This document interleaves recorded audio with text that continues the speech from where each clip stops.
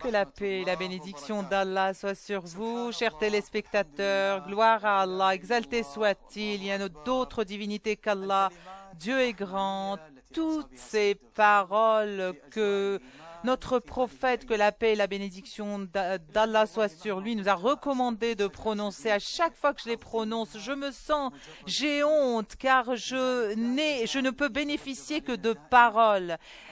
C'est pour cela que nous devons aller à la recherche de la signification des paroles afin que nous puissions être mis sur le chemin de ce qu'Allah, gloire à lui, nous a recommandé de faire. Donc, chers téléspectateurs, dans le programme de valeur du pèlerinage, j'espère que ceux qui nous suivent sur la chaîne arabe, qu'ils puissent dire à ceux qui sont bilingues ou qui sont anglophones ou francophones, Iqra a traduit nos programmes dans toutes les langues et c'est le message de cette chaîne prestigieuse. Une personne m'a demandé où est-ce que je pouvais avoir la traduction. Je leur ai conseillé de voir la chaîne internationale et la chaîne principale. Nous allons parler de ces jours bénis. Lors du précédent épisode, nous avons parlé de 4 concepts et 4 éléments clés. J'ai parlé de la question de l'adoration et du pavé, comment paver notre chemin. Et ensuite, nous avons parlé du rapprochement de Dieu, ce qui va nous éclairer de la manière de réaliser la proximité. Comment est-ce que vous allez adorer Dieu, gloire à lui, tout en l'aimant. Gloire à lui. Après, j'ai ensuite parlé d'une autre parole, d'un autre terme qui est l'ordre et la personne ordonnée. Donc, la personne va bénéficier de la sérénité afin d'accomplir ses actes d'adoration sans obligation, sans force, sans qu'il soit ordonné par une autre personne. Donc, ce sont les interrogations que je me suis posées lors du précédent épisode. L'épisode d'aujourd'hui, j'ai mis en face de moi un thème qui est l'adoration. Nous devons comprendre que veut dire l'adoration. Je voudrais renouveler tout ce que je connais autour de ce terme et ce concept, car dans cette vie, nous voulons réaliser les significations de l'adoration, car il y a un écrivain qui disait que c'est la demande du serviteur à son créateur de lui donner la force d'accomplir ses actes en bonne et due forme. Donc, que veut dire ce mot adoration? Et nous voulons vraiment réaliser l'objectif ultime qui est de comprendre afin qu'il puisse nous aider d'être guidés dans cette vie. Ma prière, mes rites, ma vie et ma mort sont à Dieu. Gloire à lui, Seigneur des mondes. Ensuite, quand j'ai passé en revue ce terme et ce concept, tout ce que je connais de l'adoration prenait des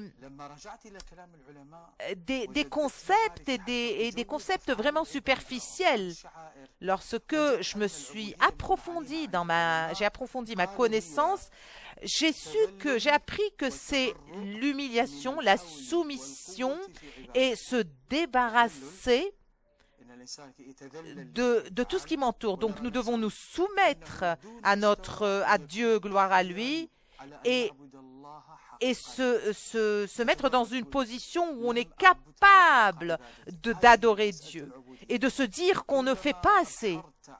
À chaque fois que vous plongez dans les tréfonds de cet océan, vous allez voir que ceci va vous mener à croire que vous êtes très loin encore. Je ne suis pas encore arrivé au but. Je n'ai pas encore réalisé mon but. Donc, nous ne devons pas sous-estimer les autres et dire qu'ils sont très loin. Nous devons voir en nous-mêmes et nous estimer heureux d'avoir la bonne conscience, de se sentir toujours très loin de l'accomplissement de nos actes. Que veut dire regarder le Créateur, regarder notre Seigneur? Vous savez très bien que nous avons une clé qui nous a été fournie par notre prophète, que la paix et la bénédiction d'Allah soit sur lui. Ça veut dire que je repose mon regard. Mon regard est confortable et reposé lorsque je le soulève et je regarde mon Seigneur. Même si tu ne le vois pas, eh bien, il te voit. Et c'est un mouvement qui va aller dans un sens bilatéral. Lorsque vous entrez dans un acte d'adoration, vous allez voir que vous allez bénéficier des grâces de votre Seigneur. Qui est Dieu que je connais? C'est celui dont mon silence entre ces dieux s'est transformé en parole. C'est pour cela que votre acte d'adoration doit se traduire en moyen et outil pour arriver à cet acte d'adoration. Et j'espère et je prie pour que Dieu nous donne la capacité d'atteindre ce but. Il y a des savants qui disent également que le serviteur adore afin qu'il connaisse et il connaît afin d'adorer. Donc, lorsque vous prenez connaissance de n'importe quelle d'adoration et vous allez vous mettre debout entre les mains de Seigneur, eh bien, vous essayez de vous rapprocher, vous vous soulevez, vous vous élevez à un niveau où vous allez ressentir cette loi de la vie, cette loi où vous avez eu un contrôle sur vous-même et vous avez une supervision des actes que vous accomplissez. Qu'est-ce qui fait de vous une personne chaste, une personne vertueuse? Eh bien, ce qui fait de vous une telle personne, c'est les actes compatibles avec votre objectif et vos buts. Plongez dans les tréfonds de vous-même afin que vous puissiez être un guide sur cette terre.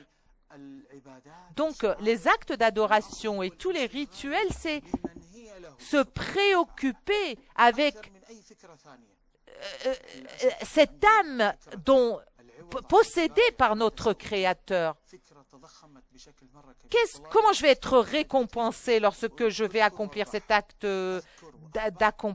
d'adoration? J'ai vu un livre une fois qui avait pour titre « Évoquer et gagner ». J'ai été vraiment très triste de voir qu'on a commercialisé le concept, un concept noble et spirituel tel que l'acte d'adoration. Donc, il faudrait laisser de côté les récompenses physiques et matérielles. Le mérite d'évoquer Allah, gloire à lui, est un mérite immense. Vous ne devez pas vous concentrer uniquement sur les récompenses que vous allez obtenir en évoquant Allah, gloire à lui. Bien, il n'y a pas de mal à cela, mais cela ne doit pas être votre préoccupation principale, car le mérite premier, c'est de savoir que Allah, exalté soit-il, vous a mis dans une position et une situation et un environnement pour vous rapprocher de lui. Donc, la grâce du bon chemin, il nous a donné les outils de nous rapprocher de lui et de travailler sans cesse afin que nous l'aimions davantage, afin que nous aimions cette foi. Et il a enjolivé tout ça dans notre cœur. Donc l'acte d'adoration et les saisons des actes d'adoration ont une histoire qui a pour but de garder notre regard élevé et dirigé vers notre Créateur et mettre devant nous un but ultime qui va nous permettre de plonger dans le tréfonds de nous-mêmes Nous allons prendre une courte pause et revenir pour poursuivre cette discussion.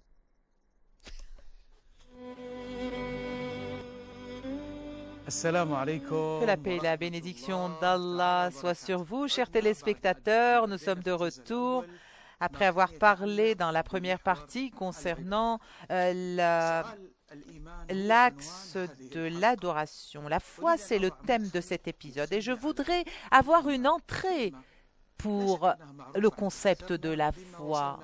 Bien sûr, nous savons tous ce que la foi veut dire, mais dans le terme lui-même, il y a des significations immenses, car notre véritable bataille aujourd'hui, c'est une phrase qui a été dite par Dr Mohammed el-Nabulsi, qui a dit que l'islam est caché par les musulmans, est couvert par les musulmans. Et c'est vrai qu'aujourd'hui, notre comportement, la manière avec laquelle nous traitons autrui, couvre la beauté de l'islam. Lorsque nous libérons les concepts, nous allons avoir un meilleur comportement. Donc la foi, c'est une contagion. Ce qui tombe dans le cœur va se refléter. Donc la foi, c'est une contagion. C'est une contagion. Que reflète cette foi? Comment cette foi et ton comportement est perçu par autrui? Il y a des personnes qui ne connaissent que les paroles sans traduire leurs paroles par des actes. L'introduction. Aujourd'hui, c'est ce générateur qui génère la lumière et l'harmonie. Nous voulons que ce générateur produise une lumière qui nous éclaire et qui éclaire les gens autour de nous. Comment est-ce que nous pouvons fabriquer cela? Comment est-ce que nous pouvons construire cela par le biais de notre foi et lui donner une dimension afin que nous puissions élargir nos horizons et être sincères et conséquents avec nous-mêmes? Comment est-ce que nous pouvons donner plus de crédibilité à cette vérité? Ce qui est étrange, c'est que les savants estime que l'être humain, lorsqu'il plonge dans les actes d'adoration, va atteindre un but sur le plan personnel et un but sur le plan externe. Quel est le plan personnel? Eh bien, l'un des savants, des grands savants, Imam Junayd, que la paix, que Dieu est... que Dieu préserve son âme, a dit que l'acte d'adoration s'arrête lorsque on plonge dans nous-mêmes et on accomplit cet acte d'adoration. Comme par exemple notre prophète Moïse, que la paix soit sur lui, il était fidèle. Il a été élu et cette élection et ce choix a été fait de manière à nous montrer qu'il y a des serviteurs qui sont justes, d'autres qui sont injustes. Donc l'idée générale que nous voulons traiter, c'est que nous devons plonger dans les tréfonds de nous-mêmes et essayer de sortir avec ce concept de foi et de contagion. L'acte d'adoration, lorsque vous réalisez cet acte, la signification de cet acte en vous-même et vous traduisez tout cela autour de vous, vous allez vous libérer entièrement. La liberté individuelle dont on a grandement besoin, c'est de réaliser des concepts nobles pour se libérer sur le plan personnel et ensuite aller avec sa liberté et la donner et l'accorder à toutes les personnes qui en ont besoin. Donc, ceux qui connaissent Dieu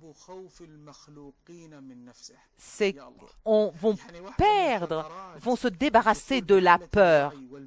Donc, entrer dans la prise de conscience des actes d'adoration, c'est que nous allons atteindre des niveaux avancés et des étapes avancées et vraiment nous débarrasser de cette peur, détruire tous les obstacles qui entravent notre rapprochement jugement de Dieu. Donc, la question de la foi n'est pas une question aisée. La foi n'a pas été liée à l'acte, sauf si ce n'est que pour donner plus de crédibilité à tous ces piliers des actes d'adoration. Donc, il y a deux piliers de la foi, à savoir la procession qui précède la prise de conscience. Donc, Mohammed al-Ghazali, que la paix soit sur son âme, a résumé tout cela et a donné cette spiritualité, ce concept de spiritualité à notre prophète, que la paix et la bénédiction d'Allah soient sur lui, dans un livre, la conclusion de l'évocation et de l'invocation dans l'élu, que la paix et la bénédiction d'Allah soient sur lui. Donc, je saisis cette occasion pour vous recommander un livre de Khair al-Omari afin de retrouver le calife qui est en vous et vous débarrasser de toutes ces préoccupations de l'ici-bas et essayer de retrouver, de recouvrer votre véritable aspect spirituel. Le cœur de l'acte de l'adoration en islam, c'est l'islam et la soumission du cœur à son créateur. C'est ce que l'imam Ghazali nous dit. Et ensuite, ensevelir notre pas sans peur, sans crainte. Et ceci, c'est ce que l'acte, c'est ce que l'adoration et la vénération fait de nous. Car la vénération est également une capacité pour posséder la vie et faciliter les choses au quotidien. Donc la personne qui vénère et adore est celui qui fait une procession entre la prise de conscience et la foi. La foi, quelles sont ses caractéristiques, quels sont ses indicateurs, loin de toutes les théories juridiques et légales. Bien sûr, il y a la théorie légale qui est à prendre en considération, mais il y a plus. La foi, c'est le cerveau céleste. Voici ce que l'un des savants nous a dit également. Lorsque j'écoute un verset, un jour vous allez être questionné des jours de grâce, des bienfaits que je vous ai donnés. Donc, à chaque moment où j'ai eu l'occasion d'utiliser ce cerveau et je ne l'ai pas fait, je vais le regretter. Nous allons prendre l'appel de Samir d'Italie. Que Dieu vous salue, Samir. Que la paix soit sur vous. Mon cher, comment est-ce que je pourrais réaliser la foi? Comment réaliser la foi lors de mes prières? Comment est-ce que je peux réaliser cela? Je vais répondre à ta question, Samir. Est-ce que vous avez une autre question, Samir? Merci infiniment, mon cher, et merci à la chaîne Iqra également pour tous ces programmes. Nous suivons de près vos travaux et toutes vos œuvres précieuses. Bien, Samir, que Dieu le récompense, il m'a vraiment aidé parce qu'il m'a donné une entrée au sujet. Comment réaliser la foi? Eh bien, cette question est une question qui va venir après notre compréhension de ce qu'est la foi. Après avoir compris cela, nous pouvons mettre en application la foi. Comment comprendre la foi en tant qu'individu? Je me rapproche de Dieu, gloire à lui, afin de pouvoir réaliser la foi, car je ne peux pas faire ce que je n'arrive pas à imaginer, car mes comportements va se traduire, mon imagination va se traduire par mon comportement. Comment vous allez mettre en application la foi à votre réalité et de façon à être compatible à votre réalité? Eh bien, nous avons des caractéristiques dont nous avons tous besoin Nous avons des actes d'adoration dont nous avons tous besoin également et nous allons expliquer cette règle. Il a été dit que on me dit que nous avons une pause. Par la suite, nous reviendrons pour plus d'explications.